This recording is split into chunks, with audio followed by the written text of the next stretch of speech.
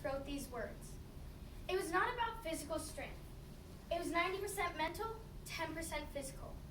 That's what the SEAL instructors were looking for. Men and women who could disregard the pleadings of the body. Pain was nothing. Sleep was nothing. What was chapped skin, wrecked muscles, bleeding sores? The body chooses to be sore. The body chooses to be exhausted. But the SEAL mind rejects it. The SEAL mind commands the body, not the other way around. He wrote these words in his book, Earth Awakens, where a young navigator had to work through all his struggles to achieve accomplishments. In fact, passion comes from men and women protecting America every day, fighting for what we believe in and how we feel and act in our country. Going back to my quote, not only did it speak out to me, but it's now engraved in my head. The author of my quote is Orrin Scott Card, a contemporary American author, has been all around his studies since he was a young adult. Additionally, he was an essayist, critic, and a public speaker. He was born on August 24, 1951 in Richland, Washington. Throughout his professional career, he always went back to his love of learning philosophy. Philosophy was his inspiration to write. Orson really took a normal quote and turned it into an inspirational moral for me. Physical strength may help you, but having your heart can make it 10 times easier.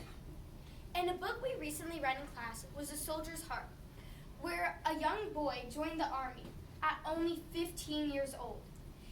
By the end of the book, he had learned to see how his heart had guided him.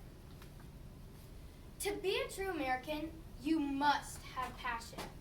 As John Bon Jovi once said, nothing is as important as passion.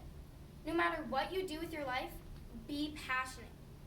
Passion helps me daily in my life. You can show passion by voting.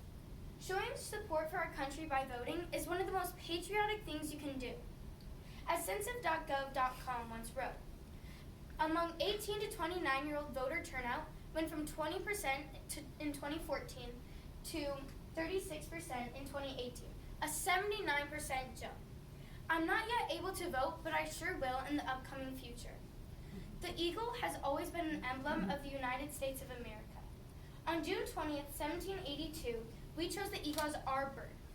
The United States of America chose this bird because of its long life, great strength, and used to only believed to exist on this continent. The bird is our symbol of freedom, living as he does on the tops of mountains, amid the solitary grandeur, or upward into the boundless spaces beyond, as baldeagleinfo.com once wrote. Passion also comes from our Navy SEALs.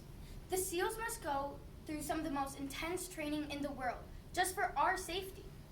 Students meet obstacles that develops and tests their leadership skills, ability to work as a team, and stamina.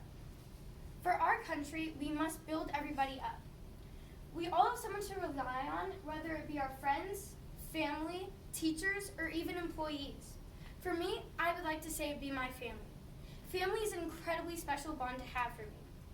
We all have our difficulties, but in the end, we stick together. In my life, I've been in many clubs. A few that I would like to share are NJHS, Skills USA, News Crew, and Student Council. I hope to make a small impact on the world, whether it be helping someone's day to improving someone's life. Consequently, passion was one word I've used throughout my speech. It is also a word that should be used throughout America, every day, fighting for what we believe in and how we feel and act in our country. I can't help but to think back to Orson Scott Card's words. It is not about physical strength. It was 90% mental, 10% physical. That's what the SEAL instructors were looking for. Men and women who could disregard the pleadings of the body. Pain was nothing. Sleep was nothing. What was chapped skin, wrecked muscles, bleeding sores? The body chooses to be sore. The body chooses to be exhausted. But the SEAL mind rejects it. The SEAL mind commands the body, not the other way around.